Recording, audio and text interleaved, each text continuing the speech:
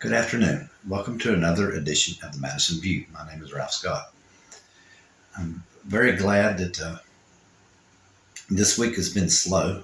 Uh, like I said in my previous video, I didn't even want to make one on Christmas week, y'all, because it's Christmas. Yeah, we all need a break. But when somebody goes and dumps people in the middle of on someone's doorstep in the middle of the night, it kind of, I don't know, it brings a little bit of reaction to people.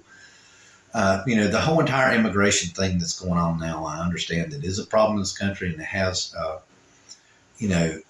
really, the amount of illegals crossing the border, the way I understand, it's really exploded this year.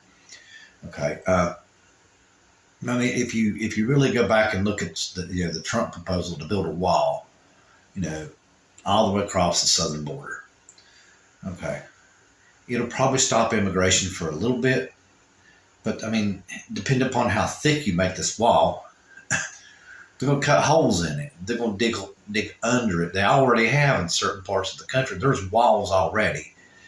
San Diego, if memory serves me correctly, has a big, I think like a 3-stage fence system. Like one was like 8 foot, and one was like 12 foot, and then one's like 8 foot. It's like a 3-stage barrier that they have to get across, just to come across the border. Well, if the way I understand it, they've dug holes underneath. There's tunnels now underneath San Diego, in that border area right there.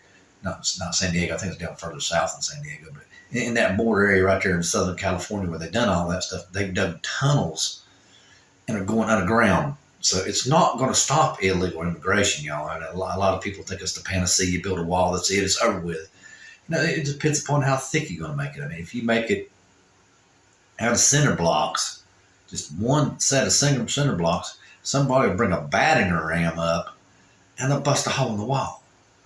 It would have to be like a staged kind of thing, like say, it almost like you'd almost have to have like the old medieval castles didn't have like a moat. You'd have like one fence, and then a moat so deep you can't reach the bottom. You can't get across unless you can swim. So that eliminates whoever can't swim. They have to stay on the other side.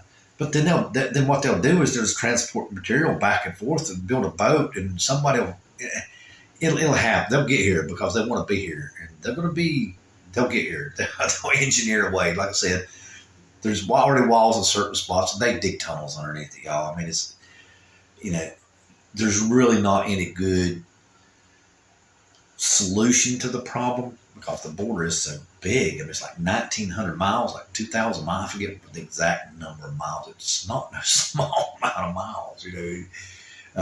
If it would take thousands of people to, if you station them at the border, to protect the border or keep people from coming across.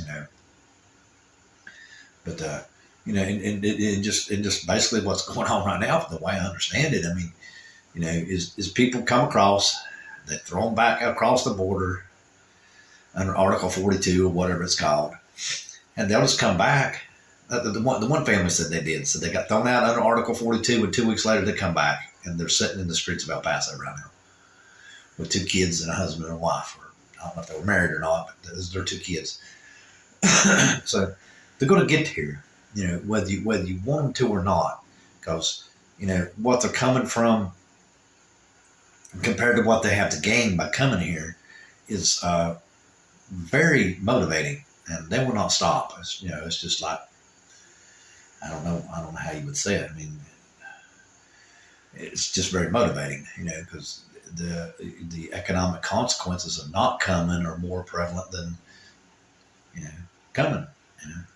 The risk reward ratio, I reckon, way to say it. But anyway, excuse me, I'm still recovering from COVID. I got COVID. I didn't get my shot like I should have. Part of me, I forgot it because I stayed so busy. But anyway, just remind everybody, you just get your shot. But the medicine does work good that they got now. I'm surprised. Within 2 days, I felt a major league difference. So they've really made some big progress on this stuff. Anyway, Margie Green Taylor and Kevin McCarthy, I think, and whoever else it is, they're all going to form a committee in the House of Representatives to stop the government from weaponizing itself against people's rights. Okay, now here is the major thing that I would like to comment on. That is it. If you think about it, it's kind of been the other way around here lately. The government has weaponized itself against individual rights, and I can think of one: your right to reproduce. I mean, they overturned Roe versus Wade, and the religious right got their way, saying there were victims of the world, and you were imposing their because you chose to have an abortion for whatever reason, medical reasons, whatever it was, you were violating their religious right, which is kind of crazy because somehow or another the child in your womb become theirs. I don't know, it's baffled me. That's a way overstep of religious liberty, in my opinion.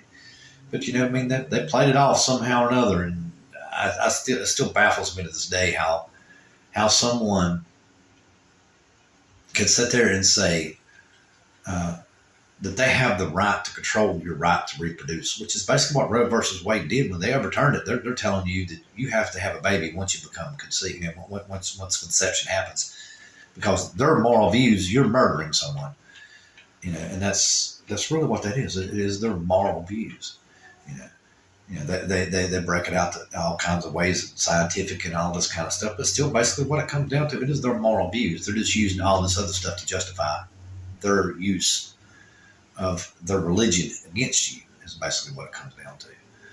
But, and so the Republicans are going to protect us from government taking away our rights, when that Republicans are the key ones who just took away one of the rights of reproduction, which is a man and a woman right, not just a woman's right.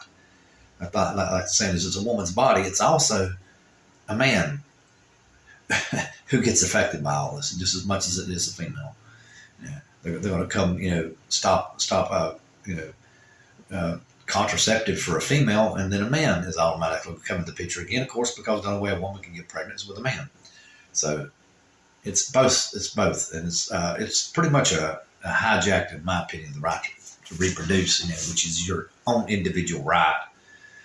And it's, again, like most individual rights, whether it's moral or whatever it is, the government really has no place in it. I don't know, it just baffles me how someone could sit there and say that they're,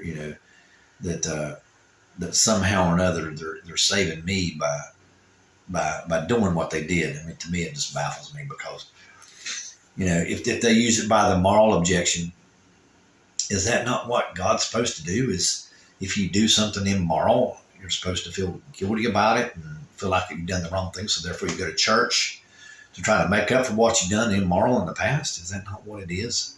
So you're trying to prevent someone from being immoral, so I reckon you don't want somebody to go to church. That's one that just baffles me. Again, like I said, in my opinion, the church and Republican Party way overstepped their bounds into individual liberty and way into civil law on a moral basis. I mean, that's all it comes down to. It's a moral law. They can pass it off everything they want to. It is moral. There is no ifs, ands, or buts about it. It is a moral law. And, okay, let's go back to just keep on this bandwagon, really, because the Fox newscast host, or whatever how you would say it, the people who host the shows on Fox said that compassionate conservatism is a thing of the past.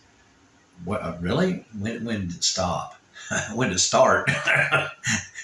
So I don't know if you consider praising a dictator as a great leader on a show that's supposed to represent America, which is a democracy and all the things that America gives us, freedom and vote and all, and you praise a dictator. So somehow or another, you're now what? You're no longer a compassionate conservative. Last time I checked, I didn't think you was one to begin with.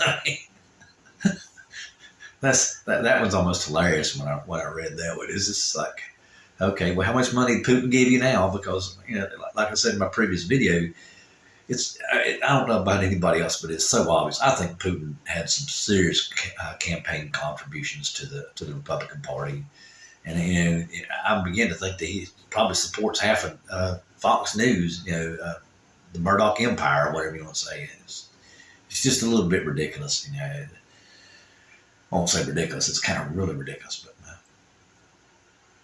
anyway, let me get into the back into the Federalist Papers that I did.